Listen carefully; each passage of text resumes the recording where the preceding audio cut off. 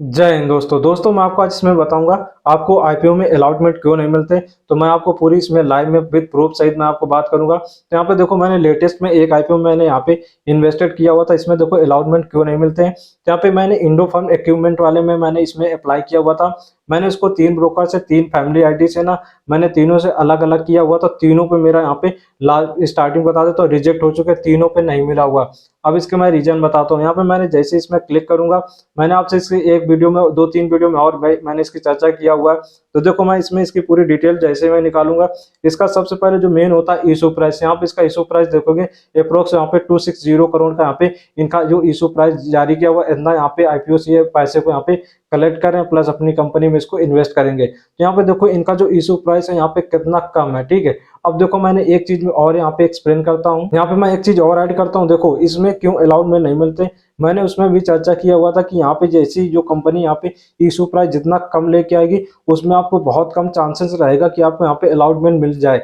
देखो यहाँ पे क्या होता है कि इस आईपीओ में सब्सक्राइब रेट इतना तगड़ा चला जाता है कि आपको यहाँ पे अच्छा खासा यहाँ पे अलॉटमेंट नहीं मिलता है। यहीं पे यदि इस आईपीओ के यहाँ पे सब्सक्राइब रेट देखोगे तो मैं इसको ग्रो ब्रोकर से बता रहा हूँ, तो यहाँ पे कब ऊपर नीचे हो सकता है, किसी में ज्यादा हो किसी में कम हो। जैसे इसमें सब्सक्राइब रेट देखोगे तो नीचे साइड देखोगे टोटल यहाँ पे 225.99 के यहाँ पे सब्सक्राइब रेट पहुंचा हुआ है। तो इसमें इतने लोग यहाँ पे इंटरेस्टेड हो जाते हैं क्योंकि इसका जीएमपी जो था बहुत तगड़ा था। इसी वजह से यहाँ पे ये मतलब इतना अच्छा बूस्ट हो चुका है कि सब्सक्राइब रेट यहाँ पे बहुत ज्यादा हो गया।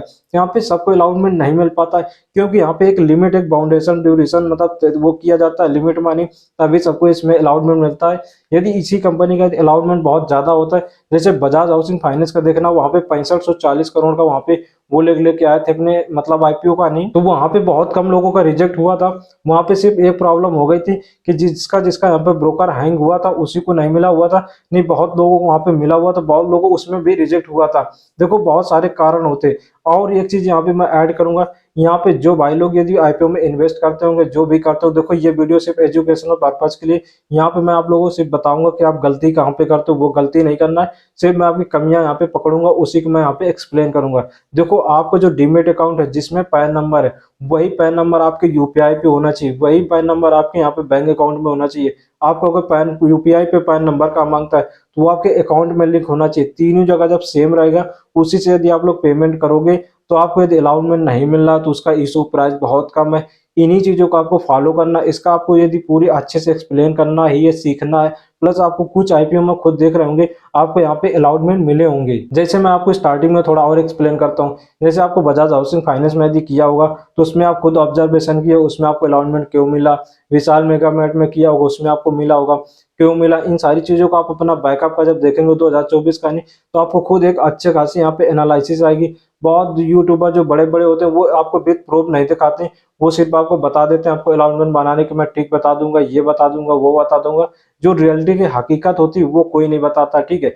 जो मेन जड़ होती है, देखो किसी चीज में भीग के फील्ड में उतरना चाहिए तो उसके आपको न्यू पकड़ना चाहिए। जड़ आपकी क्या है, जड़ यदि आपकी स्ट्रांग हो गई तो आपको तो पता चल जाएगा। मैंने हर आईपीओ मैंने खुद देखा हुआ है, मैंने सिर्फ एक ऑब्जर्वेशन लगाया हुआ है, मैंने पूरी डिटेल से यहाँ पे रिसर्च किया हुआ। जितने भी 2024 में आए होंगे मैंने काफी चीजों पे किया हुआ है जिसका सब्सक्राइब रेट अच्छा जाता है। मैं देखो 3 चीजें जरूर देखता हूँ, मैं यहाँ पे 3 चीजें जरूर देखता हूँ। एक देखता हूँ सब्सक्राइब रेट, एक देखता हूँ ग्रे मार्केट का प्रीमियम, एक देखता हूँ मैं यहाँ पे इशू प्राइस, और यहाँ पे कंपनी प्रॉफिट में या लॉसेस में। यदि मेरा यहाँ पे क्राइटेरिया फॉलो करता है तो मैं उसमें एंट्री कर देता हूँ। यदि मेरा क्राइटेरिया यहाँ पे फॉलो नहीं करता है तो मैं यहाँ से क्या करता हूँ, एग्जिट हो जाता हूँ। क्यों, मैं अपना खुद मैं अपने पैसे को लॉसेस में तो ले नहीं सकता हूँ।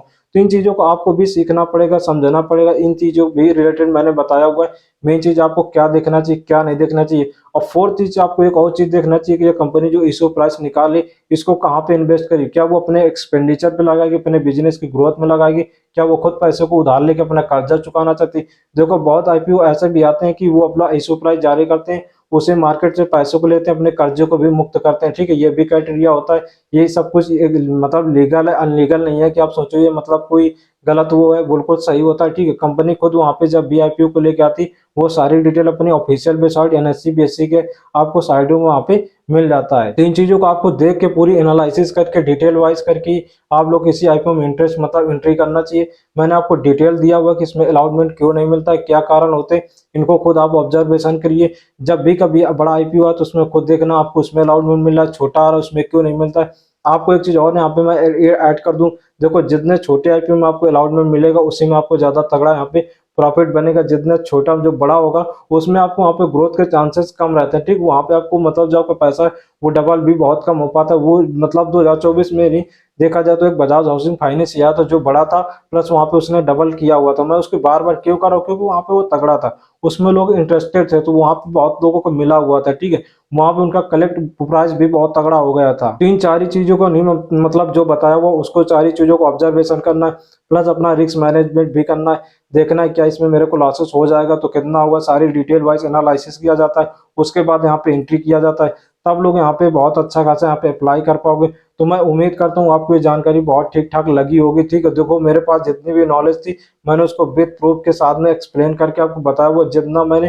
देखो जो भी चीज के बारे में मतलब क्या करना है कि आपको एक्सप्लेन करना चाहिए, उसके बारे में खुद पता होना चाहिए, तभी उसके बारे में आपको बताना चाहिए। देखो मैंने उसको एक्सप्लेन करके अपने ऊपर वहाँ पे ऑब्जर्वेशन किया हुआ, खुद मैंने वहाँ पे एनालिसिस किया हुआ है, देखा हुआ। उसके बाद मैंने आपको पूरी डिटेल वाइज रिसर्च करके, मैसेज बहुत सारे आते हैं एनएससी बीएससी को, उनको भी आपको पढ़ना पड़ता है, ठीक है। वहाँ पे क्यों नहीं मिलता, मेरे पास बहुत सारे मैसेज भी पड़े हुए, उनको भी मैं स्क्रीनशॉट में लगा दूंगा, तो उनमें भी आप देख सकते हो क्यों इसमें नहीं मिलता है। तो सारी जानकारी आपको खुद मिलती है। उनका इशू प्राइस भी देखिए, कितना लाइक आते हैं, कितना लेके आते हैं, बिड साइज कितना होता है, सब्सक्राइब रेट कितना जाता है, ग्रे मार्केट प्रीमियम कितना जाता है, जीएमपी क्या है, सारी डिटेल वाइज आपको खुद एनालिसिस करके फिर ऑब्जर्वेशन करके पेन पेपर में लिखना चाहिए। फिर आपको खुद उसमें आपको खुद आपके पास यहाँ पे आ जाएगा, खुद आप एक मतलब रिसर्च से खुद बन सकते हो। देखो मैंने जो लास्ट में माथा मच्छी करके आपको अंदर डिटेल वाइज बताया हुआ है, आप लोग भी यहाँ पे अपनी राय जरूर शेयर कर सकते हो। यदि आप मेरे चैनल पे फर्स्ट टाइम होगे तो उसको भी सब्सक्राइब कर सकते हो। यहीं से मैं अपने वीडियो को विराम करूंगा। जय हिंद दोस्तों।